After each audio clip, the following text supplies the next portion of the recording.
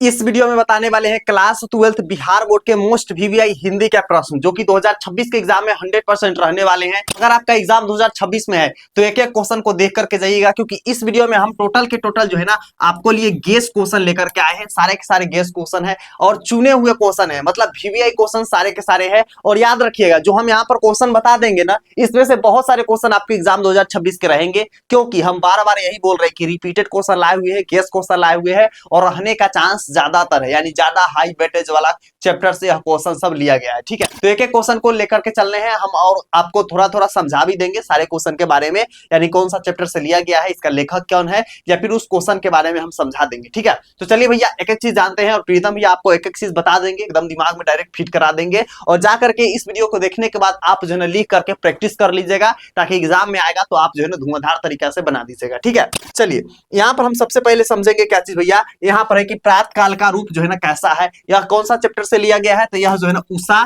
Chapter से लिया गया है और इसका जो है ना शमशेर बहादुर सिंह लेखक हो जाएंगे। तो प्रातः काल का नव कैसा है, तो ऐसा लग रहा है कि जैसे चूल्हा को चौका नहीं लिप दिया जाता है। ठीक है, उस तरीके से लग रहा है सूरज को जब निकल रहा है। तो अब बाकी आप अपना डिटेल्स में उसको समझा दीजिएगा कैसे आपको लिखना है। ठीक है, उषा का जादू कैसा है, तो उषा का जादू बहुत बढ़िया है ना, आप इसके बारे में भी लिख दीजिएगा। उषा चैप्टर को पढ़िएगा ना तो ये दोनों आपको कंप्लीट हो जाएगा। और उषा बहुत ही मजेदार चैप्टर है, एक प्राकृतिक कहानी पे लिखा गया है, कविता। ठीक है, चलिए अगला हम लोग कहा जाएंगे जयप्रकाश नारायण ने किस प्रकार का नेतृत्व देना चाहते थे। ठीक है, ये आपके एग्जाम के लिए बहुत हाई क्वेश्चन वेटेज वाला है, सारे क्वेश्चन है, ऐसा नहीं कि हम एक क्वेश्चन बताएंगे तो कम वीवीआई हो और एक क्वेश्चन ज्यादा वीवीआई है, सारे वीवीआई क्वेश्चन है, इसलिए बोल रहे हैं कि सारे पर आपको ध्यान देकर के पढ़ना है। या जो है ना आपके जयप्रकाश नारायण जी कौन सा चैप्टर लिखे थे, तो संपूर्ण क्रांति लिखे हुए थे। ठीक है, कौन सा चैप्टर लिखे थे, तो संपूर्ण क्रांति लिखे हुए हैं चैप्टर। ठीक है, और ये जो है ना भाषण है, किस तरीके का नेतृत्व चाहते थे आप लोग कमेंट बॉक्स में भी बताइएगा, और आप जो एग्जाम में भी लिखा जाएगा तो आप इसके बारे में डिटेल्स में लिख दीजिएगा। ठीक है, अगर मान लीजिए कोई क्वेश्चन का आंसर भैया हमको नहीं आएगा तो हम एग्जाम में कैसे लिखेंगे, तो उसके रिलेटेड आप जो है ना चैप्टर से रिलेटेड भी वर्ड चिपका दीजिएगा तो हो जाएगा, वहां पे कोई दिक्कत वाली बात नहीं है। ठीक है, तो आपको याद रखना है कि अगर कोई भी क्वेश्चन का आंसर हमें नहीं आ रहा है और लिखना जरूरी है, ठीक है, तो उससे रिलेटेड वर्ड भी आप वहां पर चिपका करके आप उस क्वेश्चन को यानी कि लिख सकते हैं। चलिए भैया अगला हम लोग यहाँ पर क्वेश्चन आ जाएंगे। अगला क्वेश्चन क्या है, तो यहाँ पर भगत सिंह के अनुसार देश को कैसे युवक की आवश्यकता है, तो कहते हैं भगत सिंह हमें जो है ना देश में वैसे युवक की आवश्यकता है जो है ना अपना घर परिवार किसी के लिए टेंशन ना ले, सिर्फ देश के लिए अपना जो है ना जान अर्पण करने के लिए हमेशा तैयार रहे। ठीक है, तो वो कौन हो सकता है, तो युवा हो सकता है। ठीक है, युवा ही वैसा कर सकते हैं। अगला हम लोग यहाँ पर आ जाएंगे, भगत सिंह कौन सा चैप्टर लिखे हैं, तो ये जो है ना लिखे हुए हैं एक लेख एक पत्र। ठीक है, तो आपको याद रखना है इस चैप्टर है और एक ऐतिहासिक पत्र हो जाएंगे यहाँ पर। अगला हम लोग यहाँ पर है कि नामवर सिंह किन कविताओं को श्रेष्ठ मानते थे। नामवर सिंह कौन सा चैप्टर लिखे हुए हैं, नाम यानी परगीत और समाज लिखे हुए हैं, परगीत।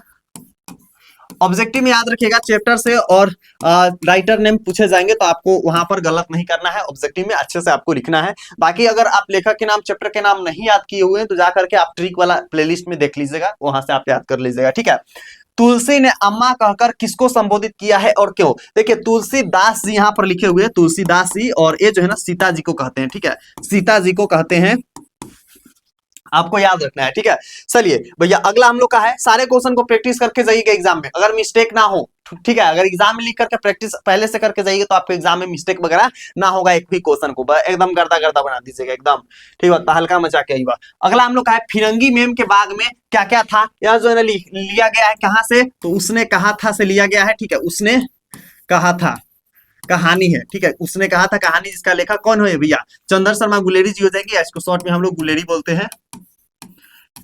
आपको यहाँ से लिया गया है। और फिरंगी के बाग के में क्या है, तो वहां पर दूध के बरसात होती है, ऐसा करके वो आपस में जो है ना बात करते हैं, कौन सब, वहां का सिपाही लोग बात करते हैं। यहाँ पर हम लोग का अगला आ जाएंगे, रोज कहानी में मालती ने किताब को क्या किया, तो जब रोज कहानी या जो है इस कहानी में मालती के जो पिताजी थे बचपन में उन्हें किताब पढ़ने का लिए दिया जाता है, और कहते हैं उसके पिताजी कि तुम जो है ना इसे एक पन्ना रोज पढ़ना इसको। ठीक है, तो मालती जो थी ना वो क्या करती थी, उसको एक पन्ना फाड़ करके डेली फेंक देती थी। ठीक है, एक पन्ना जो है ना फाड़ करके डेली फेंक देती थी, और अंत में उसके पिताजी पूछते हैं कि पढ़ ली टोटल, तो बोलती है हूँ, ठीक है, तो कहती लेके आओ, तो बोलता है फाड़ के फेंक दी, अब उसको धुलाई उलाई लग जाता है, ठीक है। तो आपको याद रखना है रोज कहानी से लिया गया है ये वाला क्वेश्चन, ठीक है। और रोज कहानी का लेखक कौन हो जाएंगे, तो अज्ञय जी हो जाएंगे, ठीक है। तो आपको याद रखना है अज्ञय, इसको एग्जाम में आएगा, मार दीजिएगा। रोज एक कहानी है। लपटन साहब की जेब से क्या क्या बरामद हुई, ये आपको बताना है, ठीक है। तो लपटन साहब ये जो है ना उसने कहा था से लिया गया है, और जब लहना सिंह एक झूठा लपटन साहब को पहचान लेता है, झूठा लपटन साहब को पहचान लेता है, तो उसके जेब से क्या क्या निकलता है वो आपको एग्जाम में चिपका देना है, लिख देना है, ठीक है। तो बहुत बेसिक बेसिक सा है क्वेश्चन, सारे क्वेश्चन को आपको ध्यान देना है, ठीक है, और अच्छे से पढ़ करके जाना है आपके एग्जाम में, समझे। चलिए अगला हम लोग यहाँ पर क्वेश्चन आएंगे भैया, अगला क्वेश्चन यहाँ पर क्या आ जाएंगे, तो वो है जयप्रकाश नारायण की पत्नी का क्या नाम था और वह किसकी पुत्री थी, ठीक है। तो आपको एग्जाम में जब पूछा जाएगा जयप्रकाश नारायण की पत्नी का नाम क्या था और किसकी पुत्री थी, तो फटाक से आपको लिख देना है, टेंशन मेंशन लेना नहीं है, ठीक है। जायसी की 2 रचनाएं कौन कौन सा है, नाम लिखिए। तो मालिक मोहम्मद जायसी जी जो कि करवक चैप्टर लिखे हुए हैं, तो उसका 2 रचनाएं के आपको नाम लिख देना है, सुरसावली। बाकी आप किसका किसका है, सुरसावली किसका है आप बताइए कमेंट बॉक्स में, ठीक है। सुरसावली किसका है, सूरदास के ही हो सकता है, ठीक है। ब्रज भाषा के प्रारंभिक कवि कौन थे, ये हमें बताइए। जो ब्रज भाषा है ना उसका प्रारंभिक कवि कौन है, इसके बारे में हमें बताइए कमेंट बॉक्स में, आप लोग बताइएगा। अगर जिसको पता होगा कमेंट कर देंगे, और जिसको पता नहीं होगा उसको कमेंट के लाइक कर देंगे, ताकि दोनों लोग को पता हो जाएगा, उसको कमेंट के लाइक भी हो जाएगा, ठीक है। और जो सबसे पहले बताएगा उसका कमेंट हम पिन भी कर देंगे। चलिए भैया अगला क्वेश्चन जानते हैं, अगला क्वेश्चन हम लोग का क्या आ जाएंगे, तो अगला क्वेश्चन यहाँ पे है कि राष्ट्रीय पर्व पर किसका गुणगान गाया जाता है, जो राष्ट्रीय पर्व है ना उस पर किसका गुणगान किया जाता है, इस चीज को आपको कमेंट बॉक्स में बताना है। और जिसको पता होगा एग्जाम में भी लिखेगा, सारे क्वेश्चन को प्रैक्टिस करके जाइएगा, सारे क्वेश्चन VVI क्वेश्चन है और चुनिंदा क्वेश्चन है, कविता खंड से यानी काव्य खंड से और गद्य खंड से, दोनों तरफ से हम चुन चुन कर लाए हैं सारे क्वेश्चन, तो इसलिए आपको ध्यान से पढ़ना है, एक एक क्वेश्चन को पढ़ना है। और फर्स्ट बार आए हैं वन एजुकेशन पर सब्सक्राइब कर लीजिए, नेक्स्ट वीडियो हम लाएंगे आप लोग के लिए मोस्ट VVI क्वेश्चन इंग्लिश के, ठीक है। तो आप लोग सब्सक्राइब भी फटाक से कर लीजिए और वीडियो को भी लाइक कर लीजिए, फटाक से कीजिए, एकदम क्लिक करना होना चाहिए, एकदम फटाक से क्लिक होना चाहिए, ठीक है।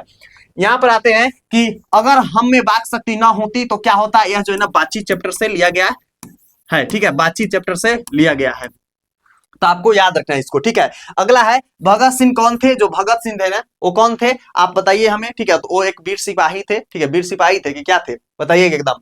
वो देश के लिए बहुत सारे जो है ना क्या किए हुए हैं, आपको भी पता होगा, कमेंट बॉक्स में बताइएगा सब, एक एक चीज को आप लोग कमेंट बॉक्स में बताइएगा, एक दूसरे को पता चलते चल जाएगा। चंपारण क्षेत्र में बाढ़ आने का प्रमुख कारण क्या था, क्योंकि वहां जो है ना सबसे ज्यादा पेड़ काटा गया था, जिसके कारण बाढ़ ज्यादा आता है, ठीक है। तो ये सब आपको लिख देना है, चंपारण क्षेत्र में आने का 2-3 को कारण के लिखिएगा, एक कारण से नहीं होगा, 2-3 को कारण से लिखिएगा। उसके अलावा हम लोग क्या जाएंगे, मानक स्वयं को जो है ना बाहरी और जानवर से भी बढ़कर क्यों कहता था, ठीक है। जो मानक जो थे ना कहता था कि हम बाहरी हैं, हम जानवर है, ठीक है, क्योंकि वो जो है ना कोई भी सिपाही जो होता है ना दूसरे देश के लिए और दूसरे सिपाही के लिए वो जानवर के बराबर होता है, वो उसको माया दया हुआ कुछ नहीं आता है, क्योंकि वो अपने देश के लिए कसम खा करके वो बॉर्डर पर लड़ने जाता है, ठीक है। तो इसलिए वो अपने आप को मानते हैं।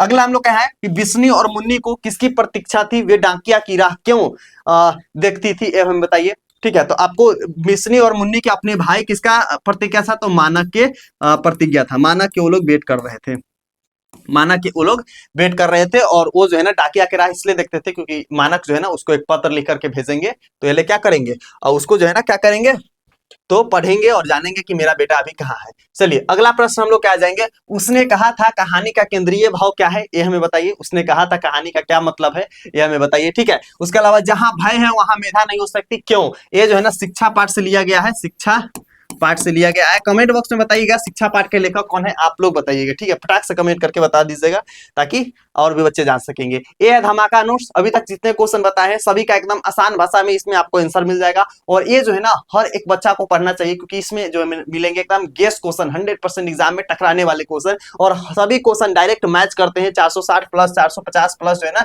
456 प्लस मार्क्स लाए हुए हैं, और बहुत सारे रिजल्ट 400 से ऊपर लाया हुआ है सिर्फ इसी धमाका नोट्स को पढ़ करके, ठीक है। तो अभी तक नहीं लिए हैं तो ले सकते हैं। इसके अलावा आप यहाँ पर प्रूफ वगैरह भी देख सकते हैं, सारे क्वेश्चन जो है ना टकराते हैं, एक एक क्वेश्चन टकराते हैं। बाकी आपको डिस्क्रिप्शन बॉक्स में और पिन कमेंट में मिल जाएंगे धमाका नोट्स का डेमो, आप वहां से देख सकते हैं, नंबर मिल जाएगा, उस नंबर पे कॉल करके मैसेज करके ले सकते हैं। सारे क्वेश्चन 100% टकराने वाले हैं, और 100% टकराते हैं। एग्जाम से 1 घंटा बाद हम लोग सारे प्रूफ लेकर के आएंगे आप लोगों के सामने और दिखा देंगे कि कितना पावर था धमाका नोट्स का। और है गूगल पर भी जाकर के आप सर्च कर सकते हैं, धमाका नोट्स से एक एक क्वेश्चन टकराते हैं, 95% 90% सारे क्वेश्चन सिर्फ धमाका नोट्स से रहते हैं। तो नहीं लिए तो जाकर के ले ले लीजिए और इस वीडियो के आपके जितने दोस्त हैं सबके साथ शेयर कर दीजिए। वायरल क्वेश्चन सभी के पास पता होना चाहिए और सब एग्जाम में गर्दा उड़ा करके आएंगे। बाकी आपके माइंड में कहीं से भी कोई भी दिक्कत है आप कमेंट बॉक्स में बताइए, और हाँ, अगर आपको आंसर चाहिए तो आंसर लिख करके कमेंट बॉक्स में बताइएगा, हम लेकर के जरूर आएंगे। मिलते हैं अगला वीडियो में, तब तक के लिए love you and bye bye champion.